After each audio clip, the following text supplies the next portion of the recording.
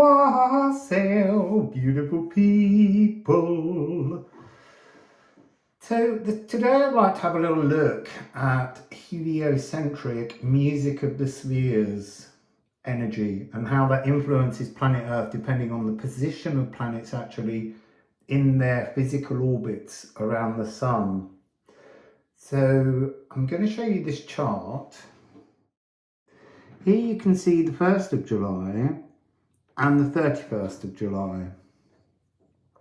And both of these show you where there's a little pinkish line around a planet. So on the 1st, there's a pinkish line around Ceres, Pluto, and then Saturn's on the turn.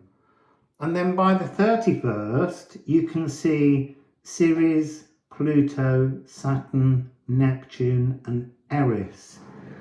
There's a lot more asteroids, but we're looking at these Chiron also changes during the month. We're looking at this because I want you to have a look at how the Earth is sitting with the moon, rolling around. We've talked a lot about how this rotation of the moon can cause us kind of emotional turmoil and instability. But it also helps to show you how the different planets can reach out their energy to the sun. So for instance, here Venus at the beginning, almost her energy has to be added to the sun to reach you, and quite often the sun strips the individual personal energy frequencies that take place in terms of the music of the spheres and the sound healing, because it means that F sharp note at the beginning of the month is almost unable to reach through to us. But if you look by the end of the month, Venus can kind of get her energy just down the side along with Mercury. But the key thing to look at here in the placement of the music of the spheres is how by the end of the month, other than Mercury, this energy of communication coming in, we're really dealing with planet Earth within its orbit, very much surrounded by retrograding bodies. And this means when energies expand to reveal. So we're really looking at that expansion and what that brings. Just want to check something that's come to mind. Nope, that's all good. So what we're going to do is we're going to shuffle some cards, starting with the Musical Alchemy Astrology deck, and see what energies might be predominant or messages that come through from the planetary bodies. So we're really thinking about Pluto and Neptune being in that long-winded sextile. You've got Saturn's almost caught up with Neptune, but now they're both chasing each other towards Pluto. And there's several other planets, all in retrograde, and asteroids rather, all in retrograde. So let's just see, what's the opening energy that you'd like to discuss with us? You see, that was interesting. This card flashed up. It's either, I think, North Node or South Node, but it's like holding a secret energy. It's North Node. There is a secret frequency to do with our destinies that we're meant to be taking advantage of this retrograde moment to tune into. Earth. Pragmatic physical truths. And because it says basking in applause, there is this sense within this card of having achieved. This is a moment to achieve something in our growth. So on the back of the card we have I am substantial or I am meaningless. So we're looking for something meaningful during the rest of this month as it goes round. So it represents north, the earth element. It represents death in winter. And it's cold and wet. Welcome to Britain. And it's blunt, dense, and immobile. It's a very physical, dense, heavy, personal secret that we can unwrap and maybe pulverize. I don't know. So this is Archangel Uriel, for those of you that wish to work with the archangels. It's to be embodied. You see, and that's this energy of the weight that's coming through. I'm doing another reading that will probably be helpful and link into this, which is to do with the signature energies of the year.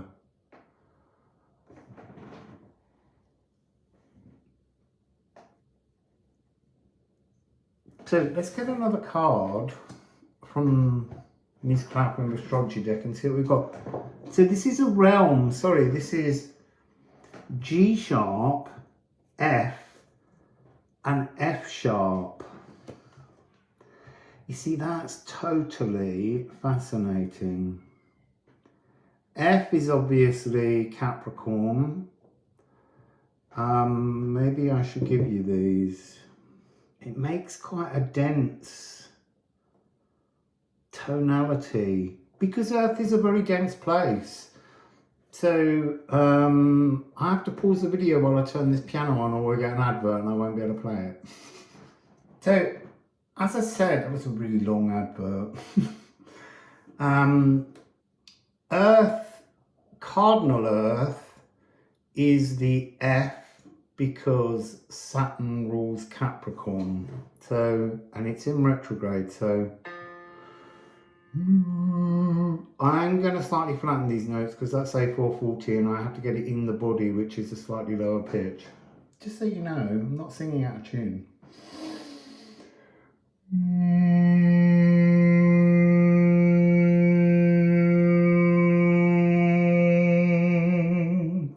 You see, that feels like it doesn't want to be embodied as lower heart frequency in the physical world where we love the natural world.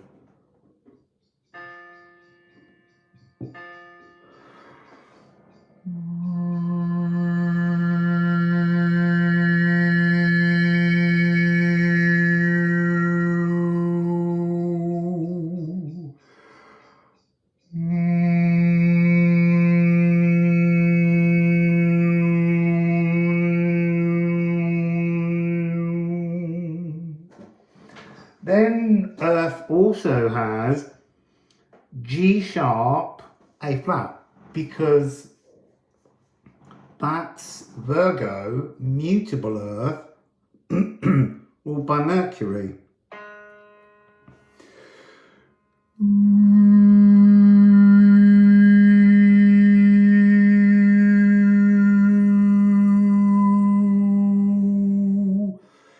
See, as soon as I started singing that, I was saying, can you not feel the F sharp in that?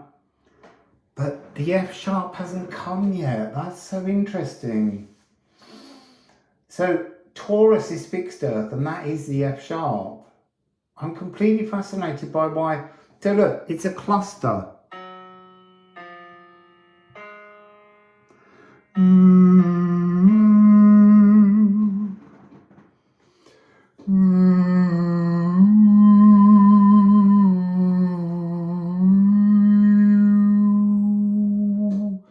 There's something very strong here about the need to speak love to your own heart, but to both parts of your heart. So to the spiritual part of your heart, the F sharp, and to the F of the natural world. So let's get some more cards and see what else we have. I'm feeling a really uncomfortable energy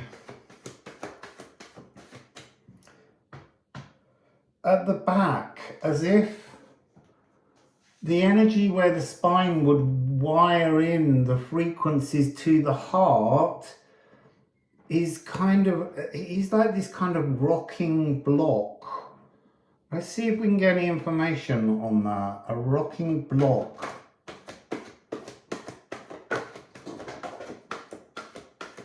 See, that had a sense of retrograde. Also, you've got essence hidden from the deck. It's like that's what you're trying to find. That's the secret. Your essence, your truth. And retrograde, Tron, really interesting. Hostile. I am hostile, or I am cordial. So this is really about looking within yourself to see currently how hostile you are to the truth of your heart. That's a complicated one. So in terms of the energies that might be rising up during this, in this rocky blockage, it's being rubbed the wrong way by others. So there's an energy coming forwards currently that's just going to keep poking and nudging you to say, can I trigger you? And you've got to be like, no, you can't, because I am trining. I am feeling really harmonious in myself and my ever-growing presence of my true essence. So, it's getting dark. Not the cards. The light outside. So finding fault in kindness, that's a really interesting energy. There's something in that, not just finding fault in kindness, but refusing to accept help. And that's an interesting concept, because sometimes we do have to find our own journey through something. But a kindness can almost feel like something to soothe the rocky blockage. So don't find fault in another's kindness towards you, because really if you can't allow that, then there's some kind of disassociation with the fact that you deserve kindness. So look at that as an energy to help you through this. Projecting your hurts into relationships around you during July. Something else you don't want to do. I'm waiting for the trauma in all joyous moments. Oh, people, that's a really harsh frequency to be working through, but that's what we're getting here. With this energy, it's got an awful lot to do with Saturn. And Pluto in a way, because Pluto knows it's just going back to look inside Capricorn one last time. So on the positive side, accepting things, becoming divinely unconscious. Now, that's interesting, because that's one of the big messages about stepping onto the golden path of being in your true essence, is that you just have to accept that you are a divine aspect, and you just have to unconsciously know that and live that. So that's part of the other frequency of uncovering this treasure, is your divinity somehow. See, now that I've said that, the pain has now dissolved. This is clearly what this is about. So a natural harmonic beauty, inherent symphonic sophistication. So that's about you tuning in to the music of the spheres. You know, take a meditation to Saturn. I'm thinking now of that big transformation that Saturn's tornado, the hexagonal one on the top, has done, where it's doubled in size and changed colour. That's us. Double in size and change colour. We need to change the frequency that we're resonating at from shadow to light. And knowing truth rather than feeling into it. But to know truth, firstly, you have to feel into it. Wow. So let's get some lovely Liffruma Healing Oracle runes. You can buy this at liffruma.com. Ooh, don't forget to press thumbs up and send me an energetic exchange in the form of gorgeous money. Just got to keep saying that, because if I don't say it, you all forget. And when you say it, you remember. When I say it, you remember. And then you activate this energy more strongly for you. So, Os.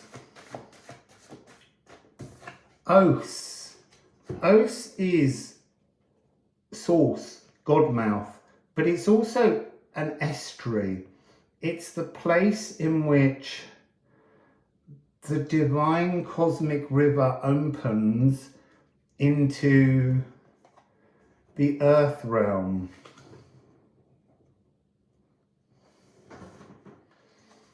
It's about transformation within your atoms.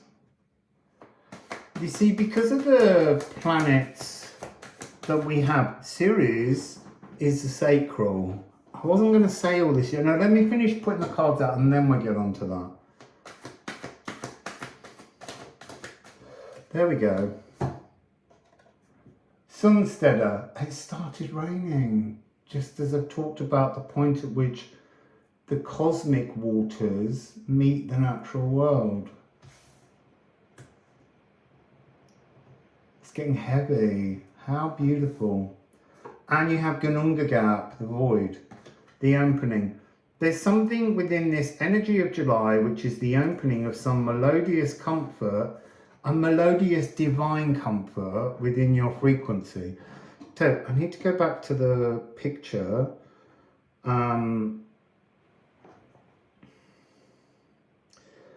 So at the moment, the strongest influence during July on us is our sacral.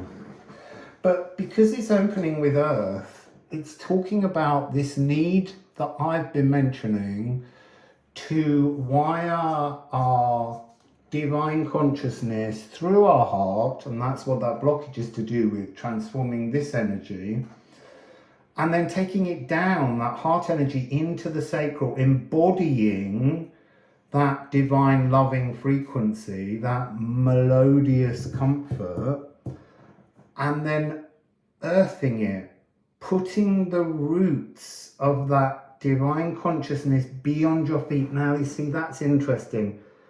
Signature of the year, there's going to be a lot of foot issues this year, because Pisces is the dominant, I'm obsessed, the rain is so gorgeous. So Pisces is the dominant sign in this year's signature. And in Pisces, I can hear really deep earth frequencies. In Pisces, there is Saturn and Neptune. And they are slowly, in the next couple of years, moving towards reaching a conjunction at 0 degrees in Aries on the 20th of February 2026. But it means that Pisces is the most dominant music of the spheres note. So the two notes that you have there is E flat or D sharp, and that's ancestral codings that we're trying to surrender and release. And obviously the other ruler of Pisces is Jupiter. But Jupiter's actually, which is a G, is currently during July moving from the house of the moon, Cancer, into its own rulership. So there's a very strong energy of that essence being available as a gift. But also, we're currently in Pisces, we've got Saturn, which is the F. And that's about releasing some kind of possibly lifetime long restriction that's been going on. But because it's Pisces, there's something very strong about feet. And that is reminding me of the Liffruma rune card Treadle, which is about walking with intentional footsteps of love. That's stepping into the golden path. Each of your footsteps is a divine imprint of love and presence in your own body in the physical world. So, Ceres, you've got to wire that energy into the earth. Then the next one that's kind of acting closest is Mercury. You've got to talk yourself into soothness. You've got to talk yourself into self-love. You have to say out loud and declare as Galdeer magic, creating sound waves of your I am frequency. So I would say that the I am frequency here is I am substantial, I am authentic, and I am cordial. And that's a beautiful energy to focus on. So down here in the runes, we've got this sense of this cosmic lagoon coming down into your I am presence and bringing you a rarefied alignment during July. And it will open new physical experiences. There are gifts for all of us inside the esoteric void. This is not the same as the atomic void, which is made up from the soot and the chaos here on the earth. This is gifts coming in as part of your growth program, as part of your melodious journey forwards. It's a really gorgeous energy. I'm just going to put some ceramics on because I can't resist that noise.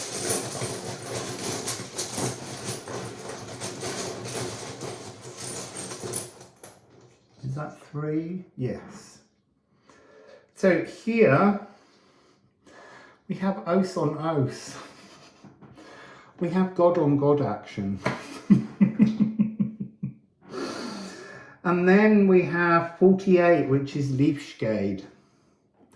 Leafshade is the natural world, this earth presence cradling you, comforting you, wrapping you in bliss.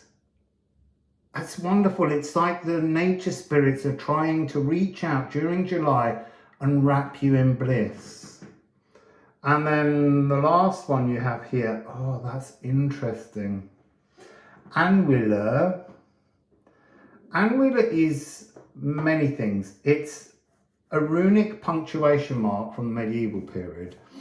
It also represents something that hasn't moved. But in this situation, it's really talking about it's time to find your essence and create a full stop, a period, an ending, so that you can have this energy of the Gununga gap flowing again. But to do that, to open, well, yeah, the floodgates, because this is vast. To open the floodgates, you have to release something. You have to release something that is fixed in your philosophy in order to make space for this wonderful new opportunity. So that's your reading for today. I'm going to try and do a sound healing, but I have to wait for that to come through as a tune and see what gives. But that's my intention. So hopefully it's now at the end of the video. I'll see you.